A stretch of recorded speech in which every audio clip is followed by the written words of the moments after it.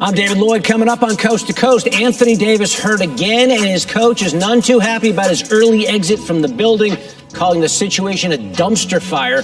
Plus, the story you have to hear about comedian Chris Tucker and LeBron at church. Coast to Coast right here, top of the hour with me and Carrie Champion. Now back to First Take.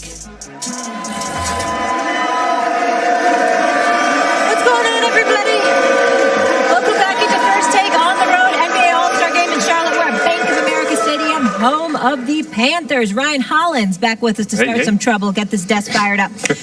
All right, guys, here we go. So LeBron James received a lot of criticism for being courtside for Duke's win last Saturday night against Virginia because it looked like a recruiting trip for the King. He addressed that with our Dave McMenamin, saying, a recruiting trip?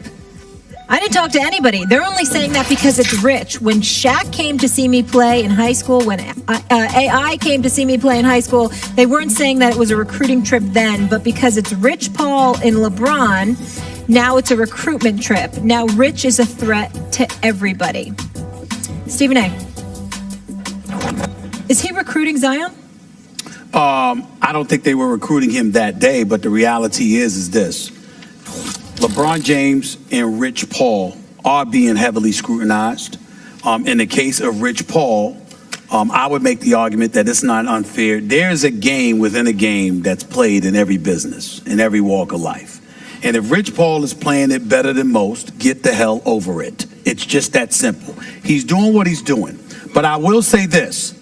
I do not want to hear LeBron James or Rich Paul, because I think it was LeBron James that said to Dave McMenamin, throw in the fact that he's black as well.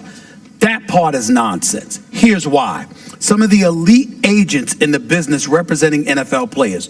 Bill Duffy is one of the best to ever do it. He's black. Henry Thomas, God rest his wonderful soul, who passed away last year. He represented D. Wade, Chris Bosh, and others. He's black. Years ago with the Bill Stricklands of the world, representing Rasheed Wallace and others, he was black. The Goodwin brothers, Aaron and Eric, elite in this business. To this day, they are also black. So you can make the argument about people scrutinizing Rich Paul and doing so unfairly. And I have no problem with it until you bring up race. Race has nothing to do with that. What has something to do with it is that unlike Shaq, unlike AI, there is a direct correlation and the relationship between Rich Paul and LeBron James, because people believe LeBron James is clutch sports. They don't believe Rich Paul is quote unquote representing LeBron. They believe LeBron James is clutch sports, which means that somehow, some way, he's benefiting from the clientele that they ultimately accumulate. And because of that is why the scrutiny is coming. I don't think Rich Paul deserves it. He's just doing his job. I don't think that LeBron James and Rich Paul should be scrutinized for going to see Zion Williamson, because it's perfectly within their right to do it. But you have to anticipate that the scrutiny is going to come, and that race has nothing to do with it in this case. As is often the case on this show, I have prepared statements to make about this, tell you how I feel. But you've said something interesting that I want to respond to. I want to do that first. Sure. You're right about claims of racism. It is important not to dilute them with claims where it's not merited, because it dilutes legitimate claims which actually exist and fogs the picture. Correct. So if that's the way you feel about it, and you don't think race plays a part, I think it's important that you say that. I hadn't thought about it along those lines. This is how I think about it. Is LeBron James not allowed to develop a relationship with a peer in the near future, with a colleague in the near future? When people say recruiting Zion, to what? His agency? Because it's not to the team. Zion will play where he is drafted. LeBron's got nothing to do with that. That's one. Two, if you think LeBron is clutch and therefore there's a conflict of interest and they are tampering at times with things, this is what I have to say to teams around the league who make that claim. Prove it or shut up. Prove it or shut up.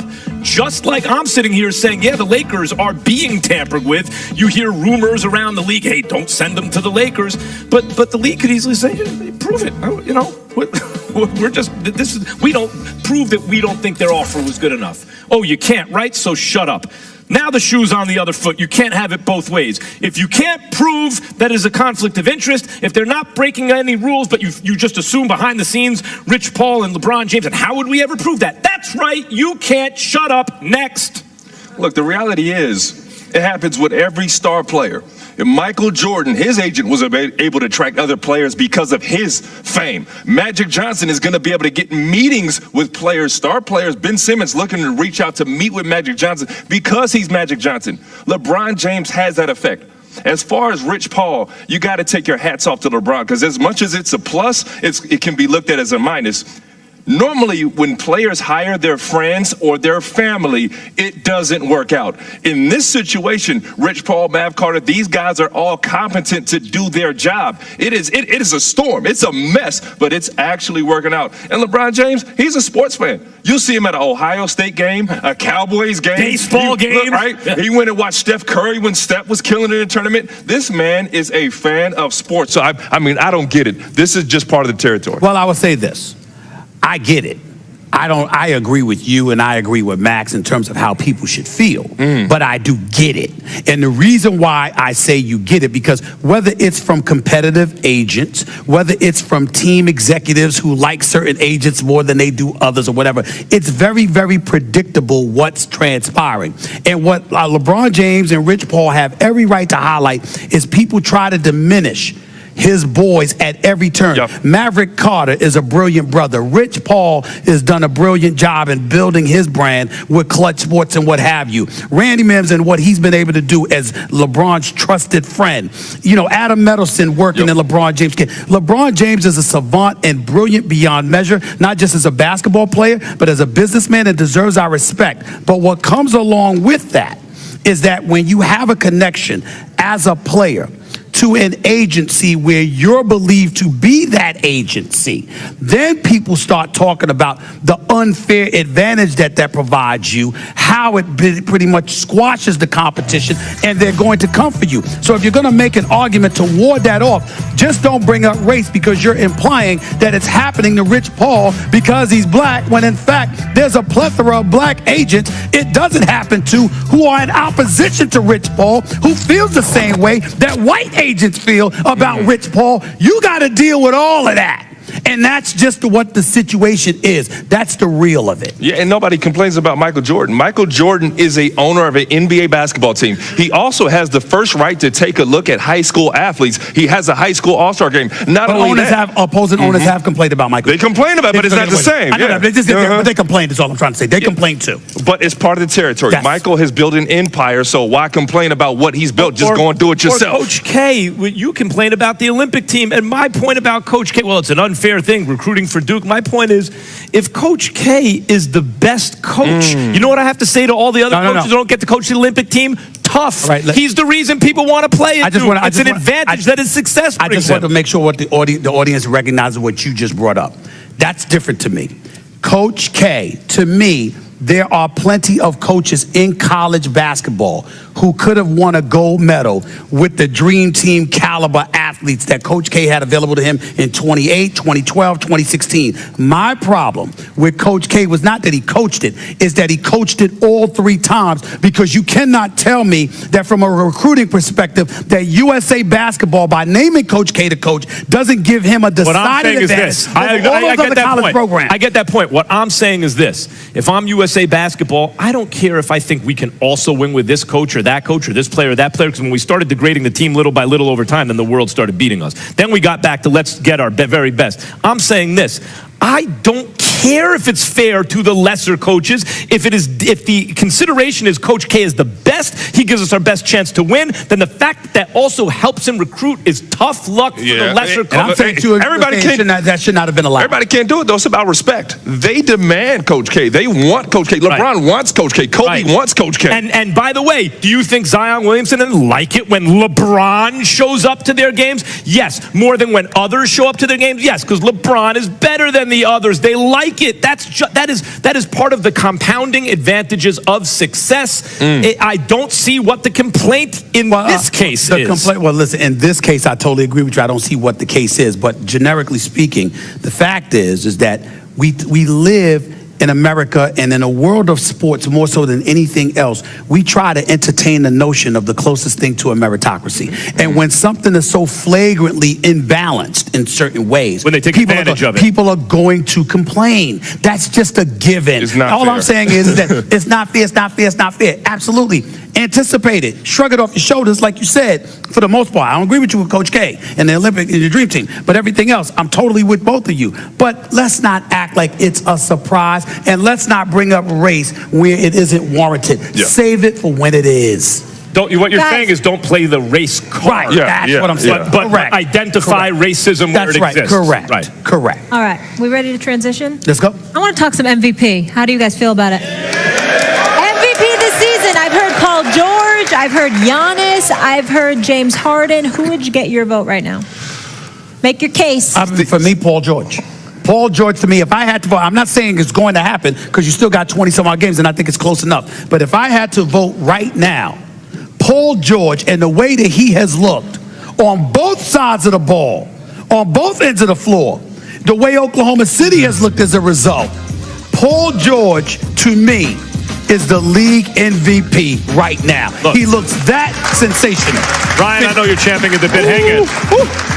The answer is unambiguously the Greek Freak.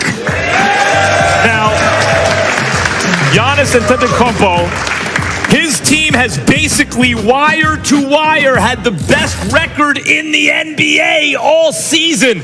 Name another great, I like Middleton a whole lot. He's a real good player, a bubble all-star kind of level player. Name another superstar he's playing with. And yet wire to wire in the much improved East, they're first because Budenholzer realized we're going to give it to the Greek Freak. This man is either going to get doubled, and he's going to find the open man because he's one of the best passers in the league, and he's 7 feet tall and can put it on the floor and make decisions with the ball. But if they don't double him, he's going to yam it on you 100% of the time. There is nothing you can do. And he plays defense too, by the way. And for the complaints that, well, he doesn't shoot. That's right. You know what that means? He doesn't shoot. It means he's only the best player in the game today. Hey, Max. If he shot, he'd be the best player who ever lived. I mean, like, what do you want the man to do? For one, that's a big if. For one, he doesn't close games. For two, he's in the Eastern Conference. And three, I don't know how either you don't look at James Harden for two reasons: history and adversity. The one thing that James Harden has done, he's creating history. He broke Wilt Chamberlain's record, and this is not a big man. This isn't a guy who plays crash ball. He's shooting a step-back three-point shot, which is arguably the toughest shot in basketball. We've never seen it. When I say adversity, Stephen A., who on his team has been healthy? Chris Paul's been out. Eric Gordon's been out. Capella's been out. Most valuable player. My response to that, James Harden is on my list. I said it was a close race. He's been absolutely sensational. And I guess for me, what I'm thinking about with him is that I think he's being run into the ground by Mike D'Antoni. I'm very, very concerned about it. And I'm not confident he'll be able to sustain this level of success. I'm not taking anything of credit away from him on the offensive end of the floor, but we know what he doesn't do defensively. Paul George does it on both ends of the floor. We got some news, by the way. What did I tell you? What? Dell Demps. Woj just tweeted, Dell Demps, New Orleans Pelicans just got let go. General manager. They're parting ways.